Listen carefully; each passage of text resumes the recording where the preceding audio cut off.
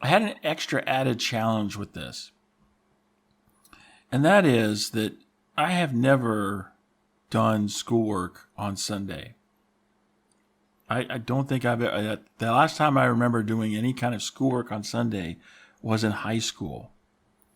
And it was a essay that I was writing for English class, and we got to choose a topic, and I totally spaced it. Did not remember it until Sunday, late Sunday afternoon, I think it was. And I realized this thing's due tomorrow. I got to put something together, but I don't want to do schoolwork on Sunday. So how do I reconcile this conflict? And I came up with a compromise solution. I said, well, if I write about a topic that is Sabbath appropriate, then I can go with it. So that's what I did. I chose to write about faith, and I took the basis for my essay from the King James Bible. Now, this was in Alabama, where I went to high school, and so, Bible Belt. I figured, I'll just stick right here with the King James Bible. So I wrote my essay, turned it in the next day, and it was a couple of days or so later. The English teacher asked me to stay after class, and I thought, oh no, here it is. I'm going to get my comeuppance for doing homework on the Sabbath. I'm going to get my comeuppance for not keeping the Sabbath day holy. And so, we came into it, and sure enough, she wanted to talk to me about my essay, and I said, oh no, here it comes. And she says, I just have to say, and I'm just kind of, mentally just, gritting my teeth and just trying to bear what's going to come. And she said, I have to say that this is the most excellent sermon on faith that I have ever read in my entire life. She was complimenting me. And I was, yeah, okay. So we had a little conversation and whatnot. And that was that. And I said, dodge that bullet. And I learned from that experience that, okay, I kind of got through here, and I'm just never going to, my ox got in the mire once. So now let's make an effort to make sure the ox doesn't get back in the mire. And since that time, I don't remember ever doing homework on Sunday. I remember some times when I was severely tempted to do so, but I never did. And I've always pulled through. Well, this 10-day exam that I had, my qualifying exam, well, that's 10 calendar days. So the actual 10-day period was ending on the actual presentation is after the 10-day period. So it's on day 11 technically. So that was a Wednesday. So that means day 1 was a Sunday. That also means that day 8 is a Sunday.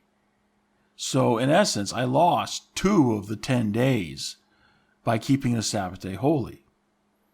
So, even though I had on day 7, I had to submit a written proposal, for me to keep the Sabbath day holy meant that I had to submit my written proposal on day 6. And, I only had 5 days to put it together because the first day when I actually got this topic signed was a Sunday, and I didn't actually get to it until Monday. So, I lost some time there. So I had that extra added crunch. So here we are, because day 7 is on a Sunday, I need to turn this in on Saturday in order to be able to not do anything with it and fulfill what I believe would be keeping the Sabbath day holy. So Friday night, I'm up late working on this thing, and I have so much to go through and read, and it's at a point where it's like, I know I can't get through all of this, and there's no way I'm going to be able to meet the deadline and get through all of this the way I'm working now. It can't happen. I got to start writing something. But I felt like I just barely dipped my toe in the water. I didn't really know, well, what am I going to write about? I mean, what gaps are there in the research in this field? And I didn't feel like I had a good handle on it. I was like, I don't even know what to do. And I was so concerned about proposing something that would be appropriate for someone with a doctoral degree, and because there's always different requirements you have to meet. And I was just concerned about being able to meet them when I knew so little. And so the only place that I knew where to go was to the Lord. And so I knelt and offered a very sincere prayer. And I just really just put myself into it. I just felt a complete dependence upon the Lord, and I just surrendered myself completely to that. And, as I described in the monologue, I had a beautiful experience where, the ideas that I needed came to my mind, and I just began to work with it. And, it just flowed out from there. And, so I turned that in, and of course took a break on Sunday. And then I've got 2 days to put together a presentation for the oral part of the exam. And, I was able to do that and got through it. Now, when I actually got into the actual exam itself, I recognized that this meeting was no different than the design reviews that I had at the end of every quarter when I worked in industry. And so, at the several years that I worked in industry and had all those design reviews, I had tons of experience making these types of presentations and fielding questions. And so I did pretty good with that. I mean, once I realized that that's what this was, then I just, found my groove, shifted into gear, let's go. And away I went. And, I really took off with that.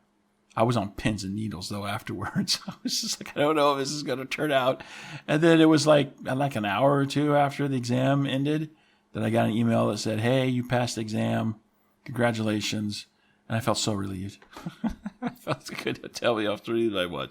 Howdy, peeps. I hope you enjoyed this clip from the Join the Journey radio program. And if you did, be sure to click subscribe so you can get more clips in the future. And be sure to check out the Join the Journey radio program broadcast every Wednesday night on the Join the Journey radio network. Find more information at jointhejourneyradio.com.